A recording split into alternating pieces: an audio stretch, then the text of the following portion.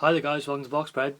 Just want to talk about the second fight that I wanted to cover for this weekend. An intriguing fight as far as I'm concerned for the WBO World Super Bantamweight title between the current champion Nonito Donaire and his challenger Jesse Magdaleno. Like I said, a very intriguing fight. This is the one I'm looking forward to this weekend. I think it's a very difficult one to call actually because it's one of those fights with multiple possible outcomes, clearly. That's always the case with fights, but some fights you look at and you think really both of these guys could stop each other. Both of these guys could take a decision. So it's a tough fight. But that makes it a very good fight. It's very competitive. I think that Donaire has his work cut out with this one. If you're looking at natural attributes, okay, looking at speed, hand speed, foot speed, movement in general, for me that lies with Nonito Donaire in this fight. He's got the advantage in that area, okay? He's got an extremely good left hand, which you combined with his stunning hand speed, and especially as you're coming in, he can catch you with that and it can be lights out. The problem with Donaire is his power hasn't seemed to have carried up the weight, okay? He's struggled. If you look at him a couple of fights ago against Cesar Juarez, he was out on his feet at the end, so stamina is an issue for Donaire. If this fight goes a distance, he was on the verge when the bell went. He looked like he was going to collapse, and he couldn't have gone. I'm convinced he couldn't have gone another round. He would have been stopped in the next round through exhaustion probably if that fight had gone on. As it was, he won the decision and just made it through. The problem with Donaire is that he has such a good left hand, and I'll admit to overrating Donaire in the past, because especially after the Fernando Montiel fight where he just calculated the perfect timing shot and took Montiel out with it. I thought, right, this guy has got ring knowledge, he's got ring savvy, he's calculating guys, and he's looking for openings, and he still does. He does that, and particularly at the start of fights, he has that ability.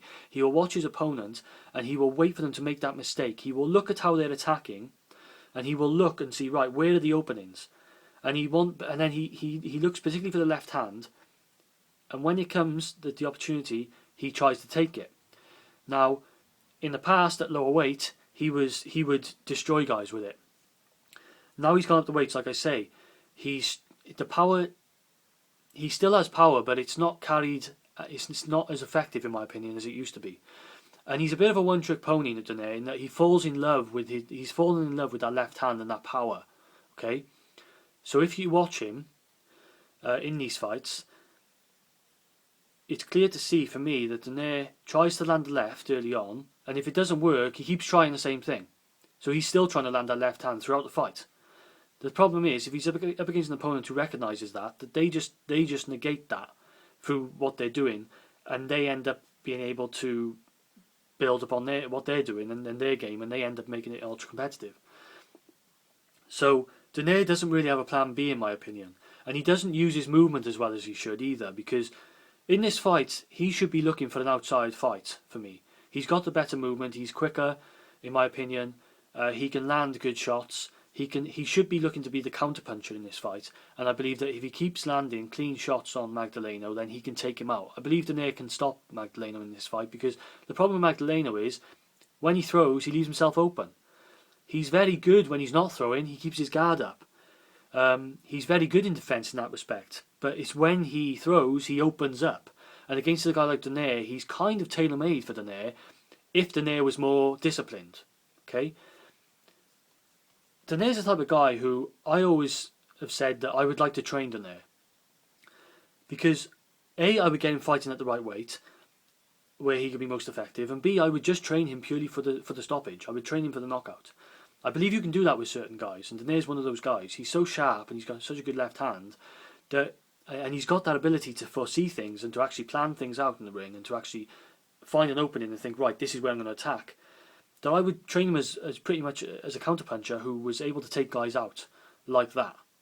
Because the plan B would be to be just boxing and to use a jab and to use movement and to throw the odd combination and just to dictate the pace of the fight through that venture. So you'd have those two game plans, and I think he'd have the ability to do that if he was trained properly and to maximise his attributes. And I just think he lacks discipline. He had the world at his feet. The world was his oyster in the past, but I think he just fell off and he didn't take it as seriously as he should have, and he's really paid the price for that.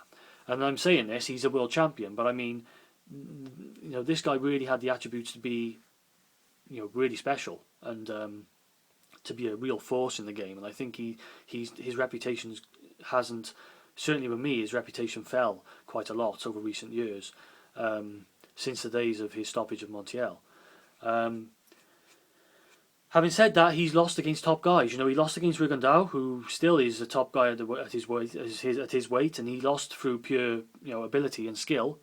And in that fight, you could see the left hand was trying to use his left hand too much. He's fallen in love with his power. He loads up too much and tires himself out. That's where the stamina comes in.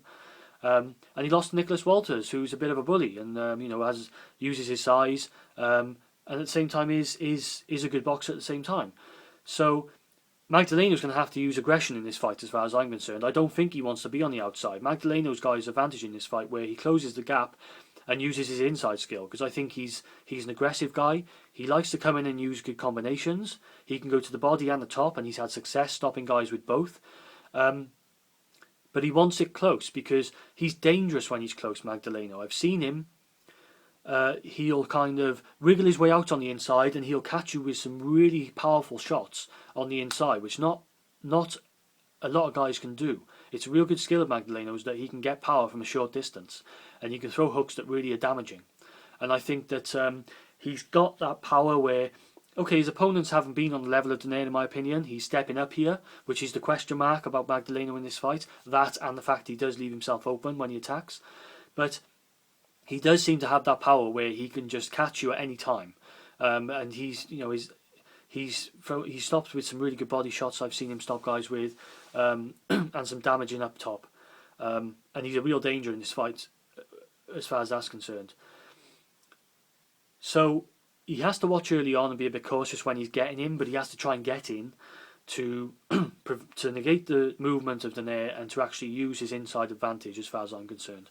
And I think that Donaire won't like being pressurised. He won't like being put upon in that way.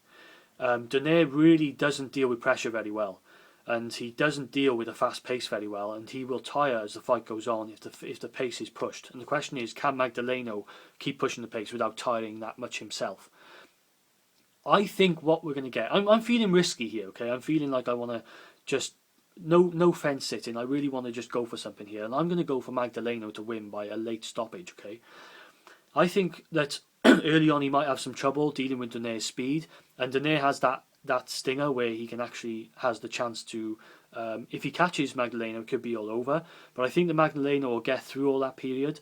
I think as the fight goes on, Donaire starts to tire and Magdaleno starts to take over. I really think that he can...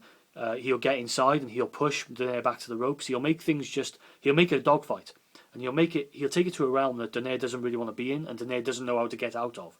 And I think that we're going to see a fight very similar to the Cesar Juarez fight a couple of fights ago, where Donaire just didn't have an answer. He couldn't help himself he couldn't stop himself, as is often the case, from getting in a dogfight, because this is the other thing with Donaire. He doesn't really stick to a game plan that well. He's going to get into a dogfight with Magdaleno. He's going to quickly find out that I don't want to be here.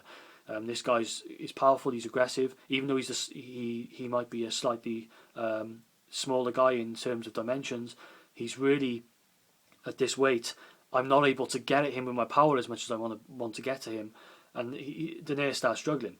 I think late in the fight, Magdaleno is going to get to that point whereas Juarez couldn't really finish Donaire off and couldn't catch him, couldn't stop him ultimately with that power. I think that Magdaleno will. And I'm going to actually go for Jesse Magdaleno to take the title late on in this fight with a stoppage, and another disappointment for Nonito Donaire. So guys, let me know what you think. I hope I've broken down the fights, and I hope I haven't been too all over the place, because I tend to get all over the place with this sometimes when I'm doing fights. But I keep getting ideas in my head as I go along, and we do it on the fly. So let me know what you think. Do you agree with me, or do you think I'm being silly? Do you think that Magdaleno really doesn't stand much of a chance? Do you think he's not got the experience? Do you think that he's never come up against a guy like Donaire before? He's not going to be able to deal with the speed, the timing? he's just going to walk into a shot, or do you think Donaire's just going to box him from the outside and he's really just going to make a display of him and just do an outside boxing masterclass and just win an easy decision? Or do you think that do you think Magdaleno wins this easily? Do you think that Donaire's just going to come up against something that a guy that really doesn't work for him? So yeah, Magdaleno by late stoppage for me. Very competitive fight, very intriguing fight, and one I'm really looking forward to this weekend. So enjoy the fights, guys. Thank you for watching as always. This is BoxPred. I'm out.